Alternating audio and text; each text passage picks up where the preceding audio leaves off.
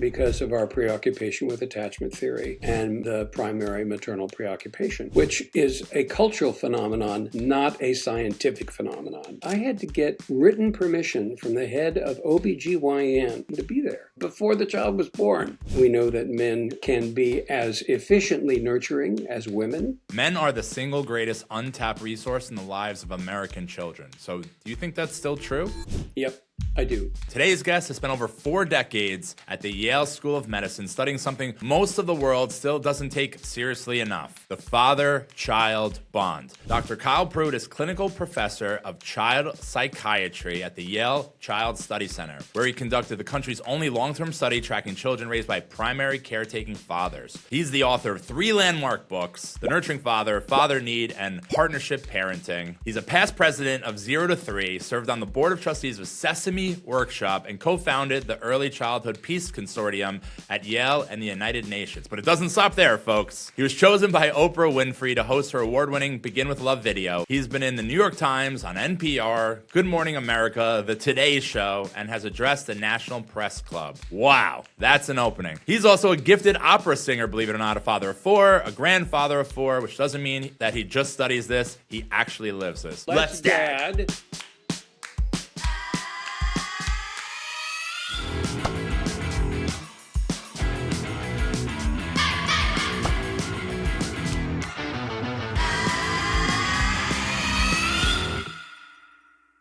Well, I would say let's dad, but let's not dad alone. That's what I would say. Dr. Pruett, thank you so much for being here. As I told you, time's our biggest commodity. I appreciate you being here, but man, that's an opening. Well, thank you, Andrew. It's a little long, but as you know yourself, it takes an awful lot of doors to knock on to get this message to the place where it needs to be. And so I just keep knocking on doors, and some of them open, some of them don't. I'm glad yours opened. Looking forward to this conversation today. Yeah, so I'm definitely in awe of the conversation, just learning from you, definitely, as a mentor, and it's amazing how deep you are in the space. But we have to start with the man behind the research. So before the books, the Yale title, and that amazing resume we just went over, tell me about growing up. What was it about your upbringing, your own father, that planted the seed for a career studying dads? Well, truth be told, Andrew, I don't know. I don't know that there's one thing that I could say that was it. Because our lives together are made up, of 1,000 interactions every day. And some of them hit, some of them miss. I do know when I think about my own growing up, I grew up in the Midwest. My dad was a Baptist minister. My mother was a teacher. I was the middle of 3 boys. We had a close family, a lot of cousins in the South and in Texas and in Oklahoma.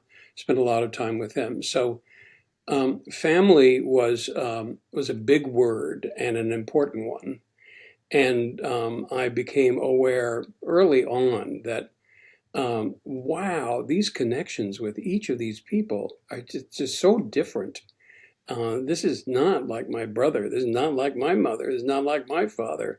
They are going about this business in a different way. And yet it all feels sort of loving and accepting. And there must be an awful lot of ways to skin this cat called parenting. So grew up in a modest, service-oriented family. My high school experience was incredibly important to me in Indianapolis, where I got a chance to work on my music and also my mind and people who are not like me. It was a very diverse high school at the time, still is. And through some scholarship opportunities, I wound up in a good school in the East Coast when they were looking for people who were not elite prep school, wealthy sort of George Bush types, and it was another door that opened for me amazingly, and really struggled because all of those other fancy types had already taken their freshman year in college, and Wow. I had not. So it was it was very eye-opening, very humbling. I felt very different than a lot of the people around me. It depended a lot on my family's support. I had a brother at the same school, thank goodness. Um, but once again, I became very aware of the power of everyday interactions with people, communication, what you say, what you don't, how you manage your emotions, um, how how much of an obligation do you have to your mom and your dad to do what they want versus what you feel fits you better, and that's something that happens in every generation. Um, and how do you manage those things when they don't feel quite so familiar to you? Um, so I had grandparents around. I had an uncle who was not my parents, and he lived with us for a while.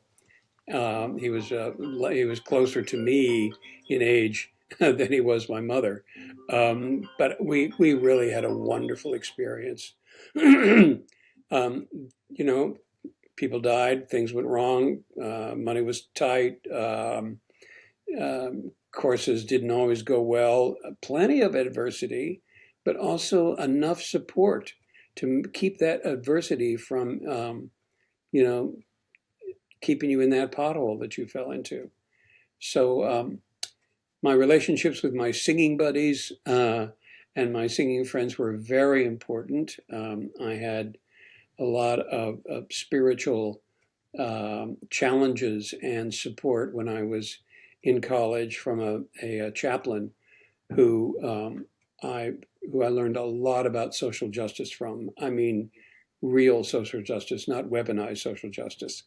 And he taught. We were talking one day when I about dads, and I said, "What kind of a what, you know, gosh, what kind of a dad, Bill, are you? You must, your kids must love you." And he got really quiet, and he said, "I am a pretty mediocre dad, Kyle. I am so preoccupied with how I think I have to fix the world. I don't think I've been the dad for my kids that I really could have been." And, on the other hand, I would never have grown up if I had not become a father. So I owe them a lot. What do you And think that he was lacking, though? Like when he said that he was mediocre, what were the things you think that he was being hard on himself around that he didn't do? well, there were things that his kids needed from him that he couldn't provide because he was in jail with Martin Luther King in Birmingham because of That'll his do it. yeah his activity in the civil rights era. And the world was appreciating what he was doing, but his kids went. He had a kid in high school that wasn't doing all that well. He could have used his dad's support, and his marriage began to falter. And so he was being honest that you hear all the time. Well, you got to be there. I got to be there for you. Well, you have to be enough in your kids' lives to know what they're up to, where they're thriving, where they're failing. You have to hold them in your mind emotionally all the time, and for them to feel really held. And I think this guy was sort of saying he let his kids go at times when it wasn't so great for them. Yeah, I think it's a great bridge into so like for instance, I feel very strong about some of the old core traditions, the foundation of like what is a father? How does a father truly present? So when society looks at a father culturally, institutionally, what role do you think Dr. Pruitt assigns to them? And how is it different from 4 decades of what research actually shows? This is the type of stuff that I, Andrew Russell, geek out over. Before the Industrial Revolution, kids were in the fields with their fathers. They knew their dads extremely well, and vice versa. And they knew there was a big difference between what dad did and what mom did. But they were not fatherless kids. The Industrial Revolution comes along. The dads go to the factories, and where they make money, but they sure don't feel quite as good about their place in the world as they used to. Things like the company store intervene, et cetera, et cetera. So the distance begins to grow between dads and fathers. Then the wars came along and dads disappeared, died, were heroes, whatever society needed them to do. Um, by the time, I was born in the 40s, and dads were, my father clearly, his main job was to keep the wolf from the door and the roof from leaking and food on the table. It was that's how a dad was measured. Not by how much time he spent with the children, whether he was a good co-parent, whether he met his wife's expectations or not. But he was measured, that was the cultural measurement. Then the women's movement came along in the 70s. Women went to work, and dads were often in a situation where they were home with kids and were clueless. That was it was in the 80s when I got interested in this, partly because I had become a father, and I was When was your first one born? 1971. And I was startled, Andrew, by the inability of the health system, prenatal system, to figure out what to do with me. I had to get written permission from the head of OBGYN at the Mount Auburn Hospital in Cambridge, Massachusetts, where I had been an intern 6 weeks before. In the very room I was delivering babies, I came back to that room as a father and had to get written permission to be there. Why? Why? That How does that make sense? I don't understand. Like, listen, exactly. COVID, you hear of the COVID, Dr. Pruett, where it's like, people were seeing the birth of their children on iPads, which is Good. terrible. Yeah. But how were you not allowed? Why'd you need written proof? What am I missing? Nurses didn't want me there. Men pass out in their problems. They can't help. That's all the mythology about. And so it was, and this head nurse, she knew me well, and yet she had to follow this protocol. It was just so ridiculous. Wow. And I began wondering, wow, I was able to get in, but what about the guys that can't get in and who want to be there, and whose wives want them to be there? And so I began really getting interested in the institutional resistance to this. And what's the cost to children of having dads held at arm's length? What's the cost to them? And that's when, because I knew when I had become a father, I mean, my world I was on a different planet after I had babies, and to care for and to look after and to love and to be changed by and to have loved me. I was just a different person.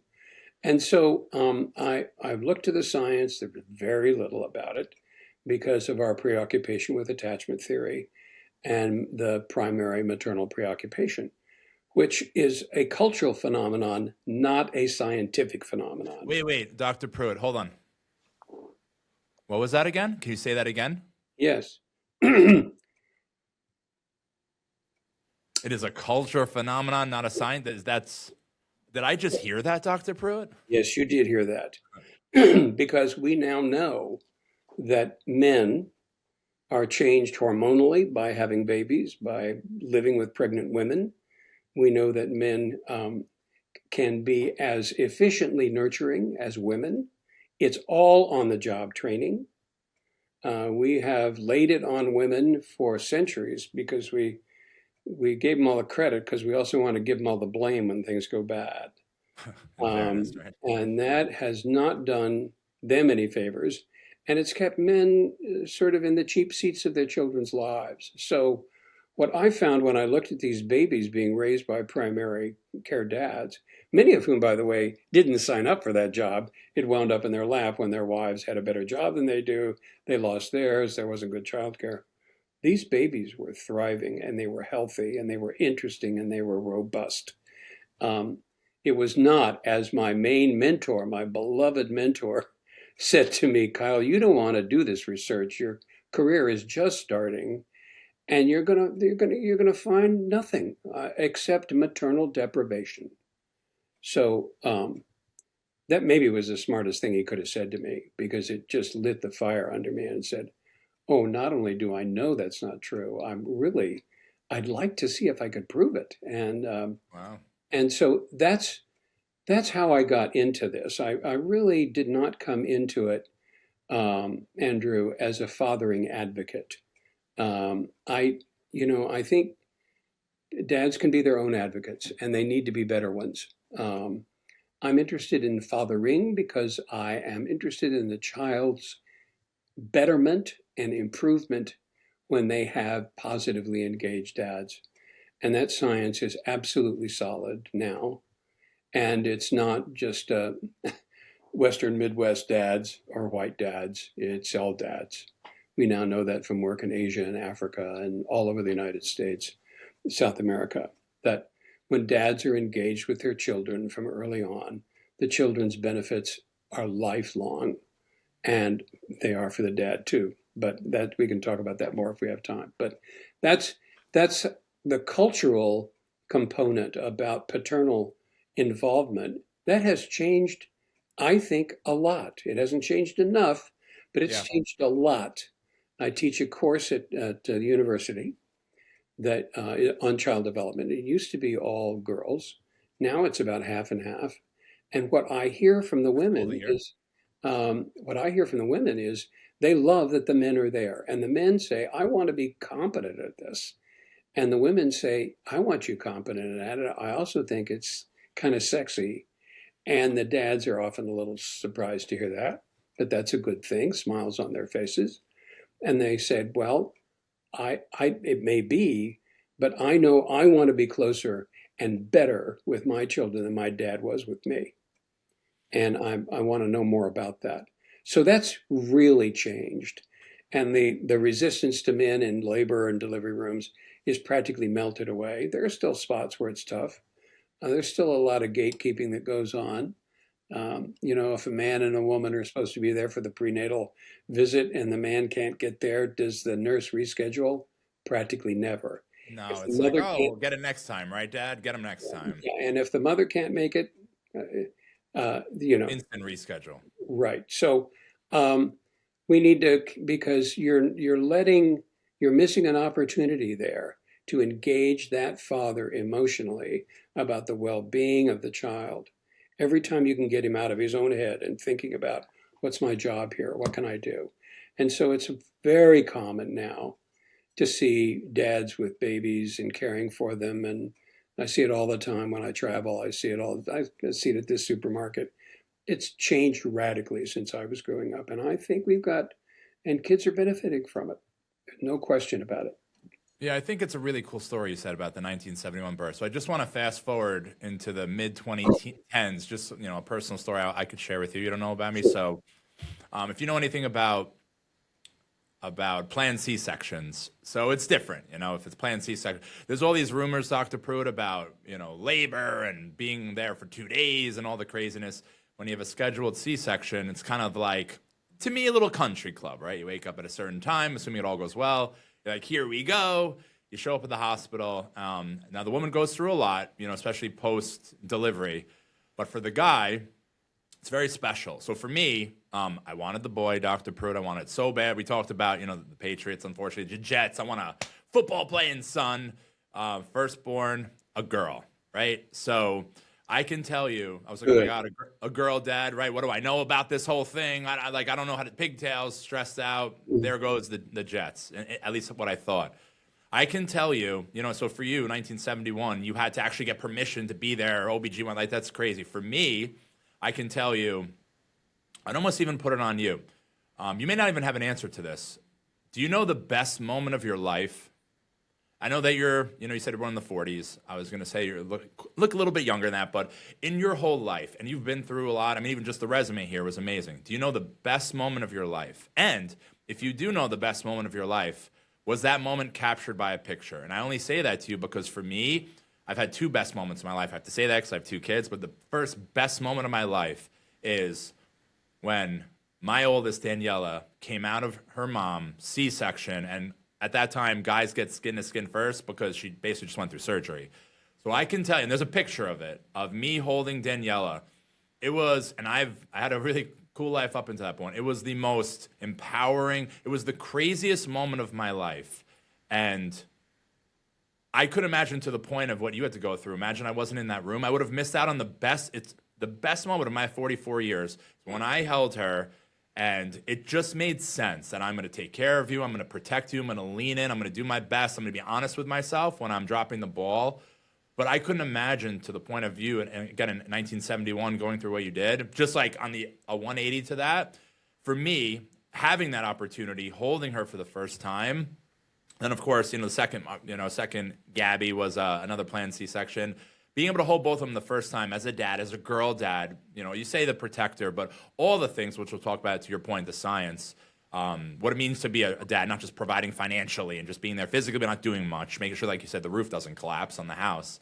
It was the best moment of my life, without a doubt, the most humbling, empowering, best moment. So just from where you've come from, even to now, just for you knowing that, guys like me do exist, but wow, I couldn't imagine having to go through, trials, tribulations to be there, because literally I've done some amazing things in my life.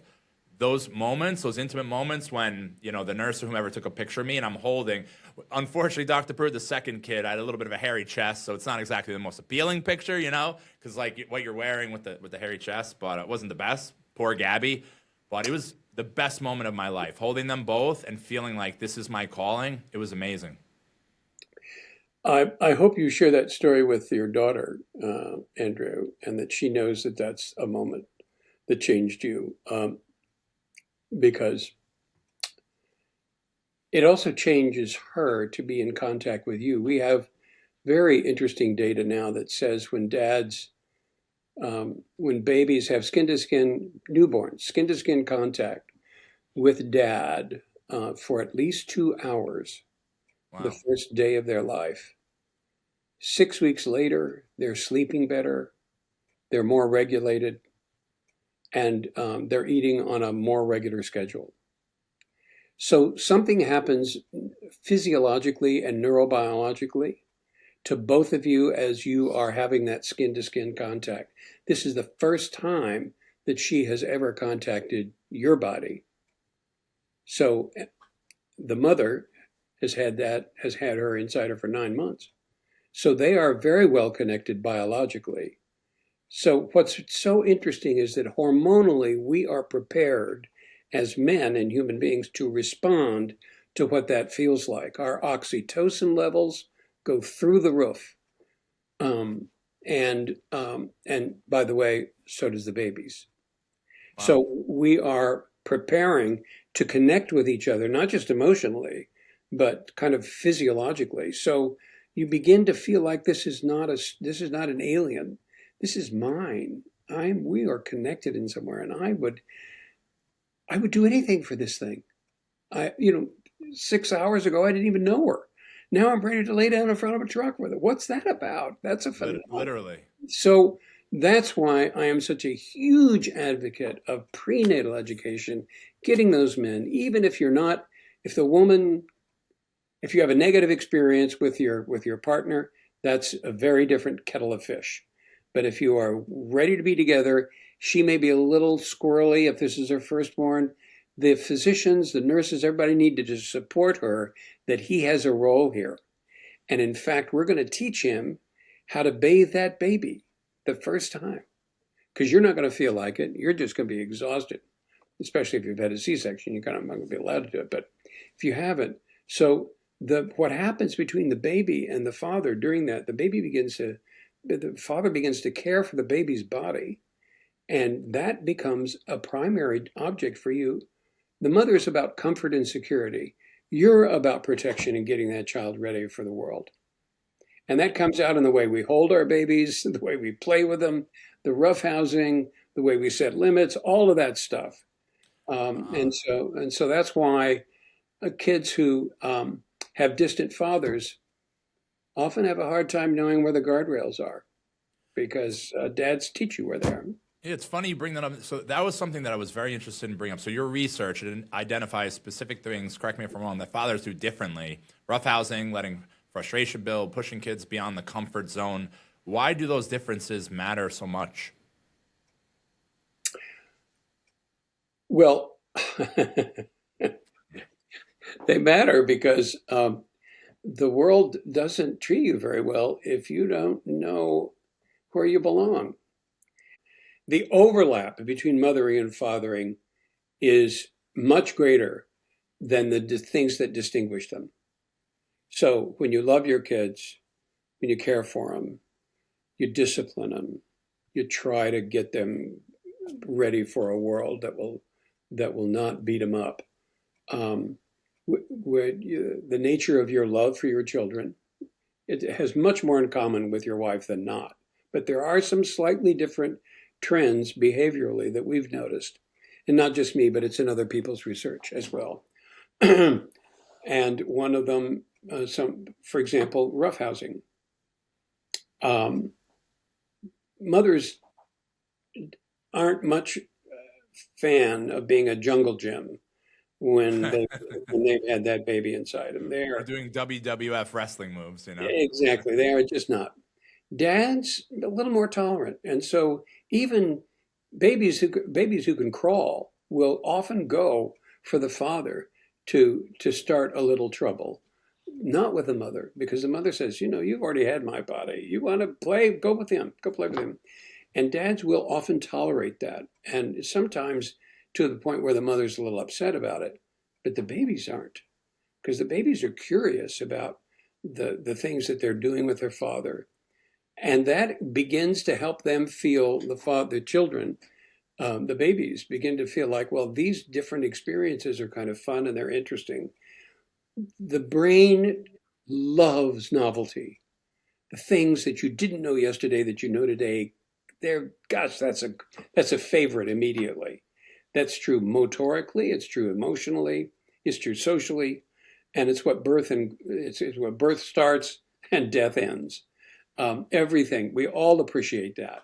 We like our habits and rituals too when we're a little exhausted, but if Curiosity we can, sometimes, yeah, exactly. So, and dads are more likely to have let their kids have a longer leash than mom. Mom, stay here. I have to see you. No, I don't want you to play with her. Dad say, well, yeah, maybe a dog or two today. I don't know. Well, let's see how it works. And mom will say, "Why do you do that for?" And the kids, once again, and this is true of boys and girls, appreciate a little bit of the larger territory that dads allow them to roam around in. Discipline. For mothers, discipline is a very emotional experience. When their children do not listen to them, they are not friends anymore until they figure out, you've got to listen to me. Dads discipline often in a slightly different way. It's not social and emotion. It's not emotional as often as it is, knock that stuff off. You look stupid. No one's not going to like you if you're going to behave that way. The implications in the real world for misbehavior are pointed out more often by fathers than they are by mothers. So you don't want the guardrails set by the state police. You want the guardrails set, by somebody who loves you and cares about you. Yeah. So those are just a few of the things, and you all know women who sound just like the men I'm describing. So there's an enormous variation here. But I like talking about this with dads to give them the confidence that the things that they're doing differently are not toxic. They're good for your children more likely than they're not. So there's a real cool, it spoke to me, poignant, powerful line from your work. I'm going to read it to you. Men are the single greatest untapped resource in the lives of American children. So do you think that's still true? Yep, I do. Men are often not as their contributions to their children's school life, for example. Schools often don't do, parent conferences at night, and because they're set up in ways that are really primarily to keep the relationship with the mother, because it's inconvenient to include men. It also is not good for children to exclude them. So if you're saying we are here for our children and we really want the children of X community, then you have to say, okay, let's make this a little more father friendly and let's change our hours. It's a lot better than it used to be, Andrew, but there is so much room for improvement. And there are geographical differences too. Paternal inclusion is much more common in certain parts of the country than it is in others. Gatekeeping is stronger in certain parts of the country than it is in others. So I think we've made progress, but once again, if you keep the well-being of the children in mind, if that's top of mind for you, it's going to be a no-brainer for you to say, let's do a better job of getting dads in here. One of the things we know that we learned in our research that my wife and I did in California, where we were asked by the Office of Child Abuse Prevention in California to do a paternal engagement study because they had tried, they'd spent $85 million on other research to improve outcomes in abuse and neglect and Wow. hadn't changed the training of one of their welfare workers as a result of those. They said, we've never looked at the dad stuff. We're sort of interested in the way you talk about it and think about it. Let's design a study. And so we did. Make a very long story short, 1,100 families. It was a gold standard research with randomized clinical trial. And we found that when you positively engage fathers, whether they're married or not, and they want to be engaged and the partners are willing to facilitate that, when you do that, you lower risk factors for abuse and neglect more than any other intervention we have ever tried. Say that again. Say that. When you do, I want to really When have that you, ring home again. when you positively engaged fathers early in the lives of their children, whether they're married or not, as long as the partner thinks it's a great idea, you lower the risk factors for abuse and neglect more than any other single intervention that's ever been tried. That's powerful. Okay, let's not forget that. Let's integrate that into the things that we think we ought to be doing. Because if we want to lower risk factors for those really negative outcomes, we got to roll up our sleeves and have dads not only positively engaged, but we have to tell them they matter. We don't say to the mother, get your husband in here. We say, I want his cell phone number. I'm going to call him, and I want him to know why it's so important for him to be Yeah, here. wouldn't it be great for you to be here versus the other, what Yeah, you said? Yeah, there exactly. are things that I think would help you Yeah. with your child, whatever, if you come. Because otherwise, it's just another thing for him to do that she wants him to do. And the The child, presentation is very, very different it's either way. incredibly Absolutely. different. It's Yeah. incredibly different, but it has to be sort of here before Yeah. you change your behavior.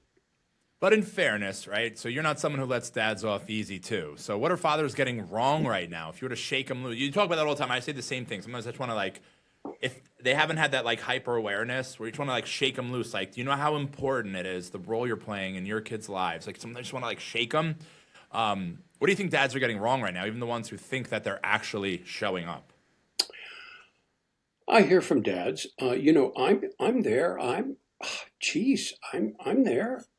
I've helped in I get the diapers and I help the mother and um, I'm looking forward to when they can talk. I think that's when we'll be better connected because I really don't know what to do with the baby and or I can wait till when he kicks a ball, I'm in. But right now I'm just kind of supporting her. Stupid, stupid, stupid. You're missing out not only on the experiences that Andrew explained before, but you are also missing the opportunity to have that child.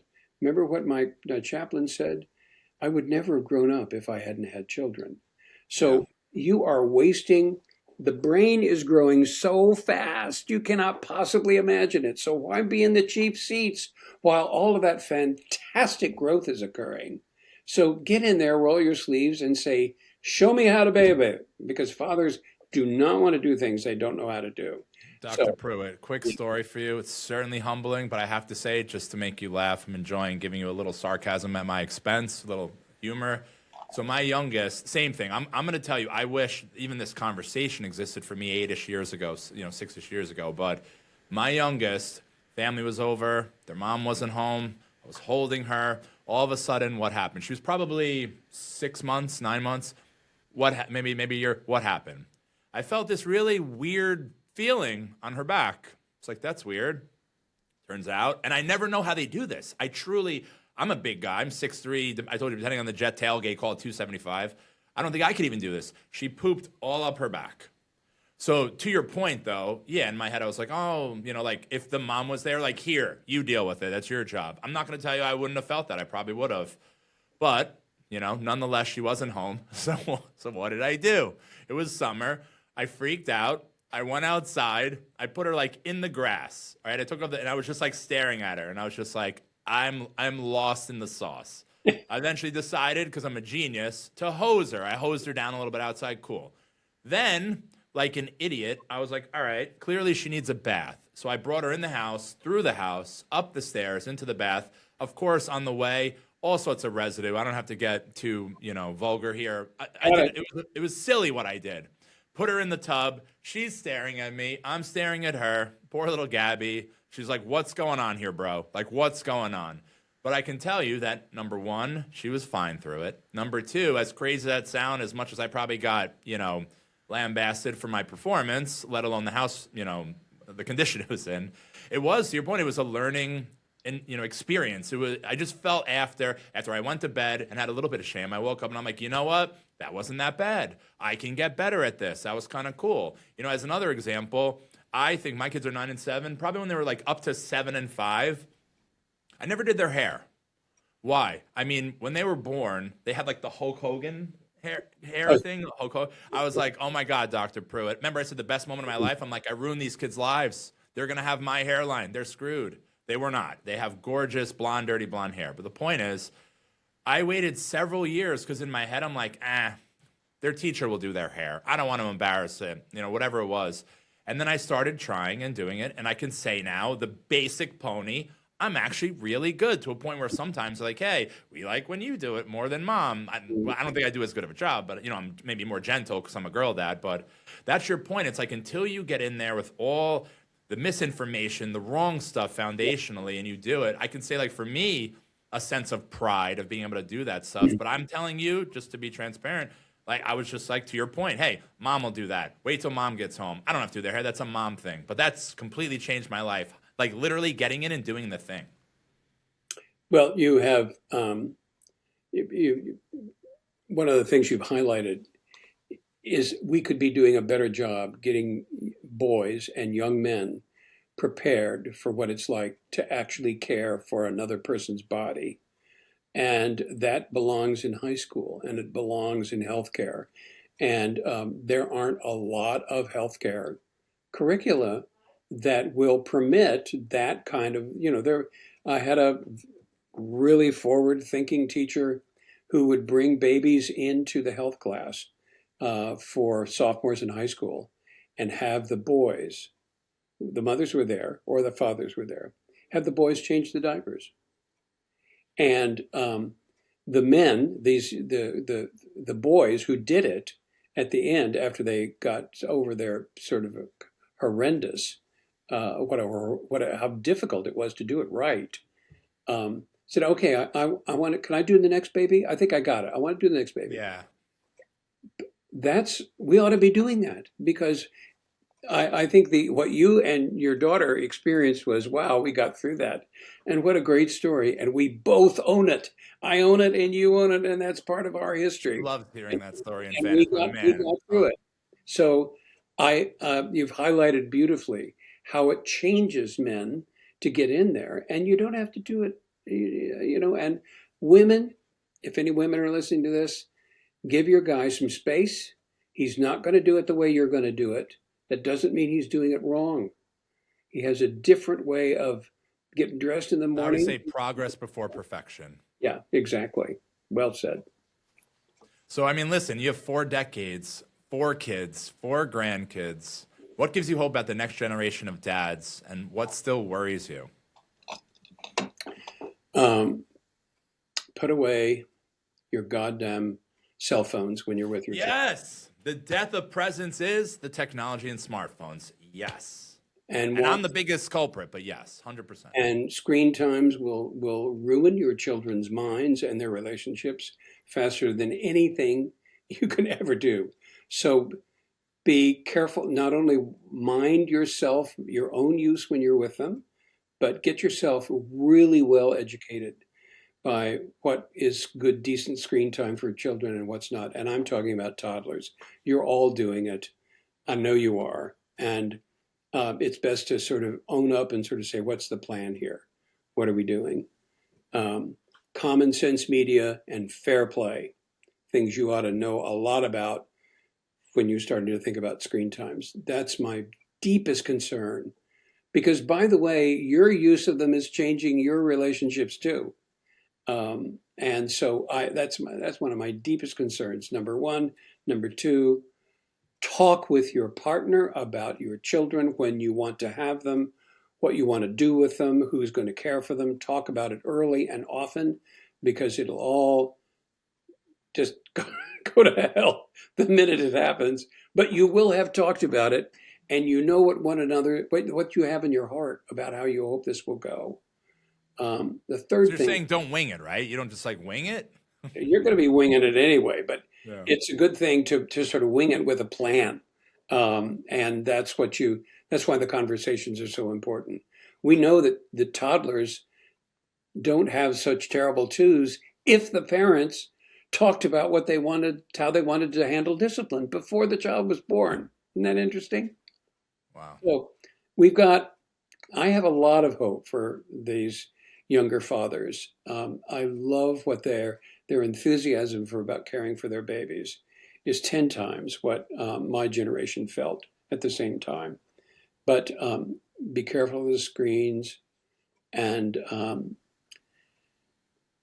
one of the things I don't think anyone ever understands when we become parents is how much you have to sacrifice for them of your own pleasures and your own time and sometimes your own health, the things you have to give your children and what your parents gave you. It's the only time you'll ever fully understand that is once you're doing it. Um, and the other thing I guess I would say is don't try to do this by yourself. I mean, get your fathering bros around you and talk about this and get informed and listen to what Andrew's telling people to do with his podcast, because it's all very good. Yeah, I mean, that's a big thing we believe in, is that it doesn't have to be a solo journey, because all the things growing up, guys shouldn't have Dr. Pruett have emotions, right? We're not human beings. We're this strange creature that doesn't have human, stuff going on. I'm a big believer in the shared journey. I'm not, to your point, it's not anti-mom. This movement is not like it's just like, to me, from an analogy, it's like sometimes I feel the relationship is not horizontal. It's more like the mom's up here, the dad's down here. He provides a little over here financially, but the mom, to your point, it's the maternal, it's all this old stuff, where I feel like it's more horizontal and overlapping, to your point. I mean, you said it perfectly. That's a big thing that we believe in. But the whole concept of the shared journey, I believe in that through and through. Let me give you a different image. I got a father here, a mother here, and a baby here. It's a triangle. Mother, father, a lot of action. Mother, baby, a lot of action. Why isn't there a lot of action going here? There is. It's just not honored.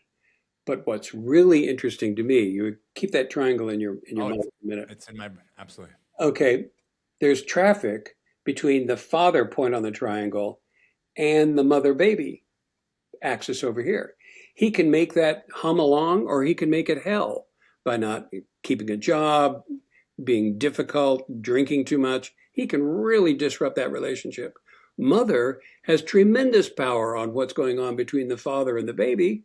She might not even tell him he's the father. She has that power. But the baby also has Power power on the relationship. the relationship, because if that baby sleeps and is okay, the mother and father are going to feel really, really competent. If the baby's got trouble, preemie needs a lot, mother and father they're going to feel the pressure to do this. And they're going to it's going to put tension on their relationship. So the traffic inside the triangle is that is an amazing analogy. More important for me than what goes around on the outside. So thank you, man. So listen, Dr. Pruett, your time is gold. I would talk to you probably. I know I don't look like it, but I would be someone that would literally sit in your house, have coffee with you, and it just would never end the conversation. So I appreciate that. So let's do quickly our Flex Fire segment, where it's quick questions, real answers, just like whatever's top of your mind. So what's one research finding every father should know? Your baby is healthier if you're in their life. Complete this. Legacy is what you did to make the world a better place. What's the biggest myth about fatherhood that science has killed? that they don't know they're not as important as mothers. What's one thing fatherhood taught you that Yale couldn't? Oh, humility. It certainly did. I can second that. So here's a cool one, and I'll give you my answer after because it's near and dear to my heart. So you're an opera singer. So if fatherhood had a signature aria, what would it sound like? You want a name of a song? Judith Viorst's Alexander and the Horrible No Good Very Bad Day. The Oh, mother stands at the door after a horrendous day with her boy, and he's asleep, and she's exhausted, and she stops at the door sill and she starts to sing, I wish you these wishes, cool drinks in your glasses, warm food in your dishes, and it really goes on and on. There is no reason in the world why that couldn't be a great opera for a father, a great aria for a father to sing. And in fact, I have sung it, and I'm recording an album. Andrew, you're the first one to know about it. And that's going to be on it. But amazing. I love that song. I So make love. an agreement. That has to be the oversweeping theme song for Dad or Up, There you go. That's right? cool. Okay. You didn't know this. You'd be at Yale, and next thing you know, you're going to go sideways to your music career. Next, you'll be at the Super Bowl doing the aria. So that's the next thing. So for me, my father's father, Poppy and Nanny, he was born in 32. She was born in 35. They met Dr. Pruett on a blind date in Brooklyn. So you've heard of Brooklyn. First date, of course, as famous in the Russell family, he was considered by Nanny to be obnoxious. After a blind date, second date, he asked her to marry him. They'd been married throughout the whole time. For whatever reason, our inside joke was always La Donne Mobile. He'd be like, La Donne Mobile. And then he'd always go, I have no fish today. And as like people like us, La da da da da da, La da da. And then he'd do like the Ali Ben Sierra. So that would be my song. I truly have no clue what it means, but it's very near and dear in my heart because my grandfather was like my dude. He was the best Poppy, and a lot in the Dadder community is really incorporated with some of the life lessons he taught me. But that would be my song, La Donne Mobile. And you know what it means. No clue. I can still remember he's like, you gotta play golf. You gotta play golf, Andrew. So like we'd always be driving 20 years ago and like and I need to have like this old, because back then there wasn't the technology. There was like a little radio with the cassette tape, Dr. Pruitt, and it'd be like, nah, nah, nah, nah, nah, nah. And I'd be like, oh, here we go again. And we never knew the words. Well, that may not mean it. That may not be the important part. It means woman is fickle. That's what it means. And it's sung by a jilted lover who lost his woman to another man. And so La Donne Mobile. So it And wouldn't be the Dad Up theme song, but I would tell you, no, it just reminds me of one of the most amazing people that it's ever all lived. the cultural around it that you love. That's Exactly. what I love too. Yeah. And last, three fathers, real or fictional, are at your house for dinner. You could pick them. Doesn't matter whom. Who are they? My dad, I'd like there, Ethan Frome, and who raised an orphan. And the third one, I would say, I'd like my brother, my All older right. brother there. That'd be it. All right. There you have it. All right. So, Dr. Pruitt, thank you not just for today, but for the decades of work that gave fathers a seat at the scientific table when nobody was offering one. So, we close every episode as we talk about the Darian Creed. So, I'm going to offer you, Dr. Pruitt, I'd be honored if you take us out. So, you ready? I'm a dadder. I don't chase perfect. I chase presence. I lead quiet and confident. I build my family, my foundation, and my legacy.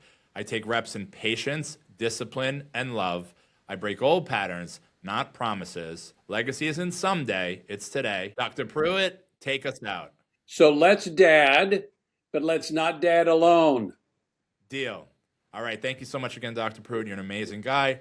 And I was really enjoyed getting to know you. Thank you so much for tuning in. And until next time, guys, we'll see you then.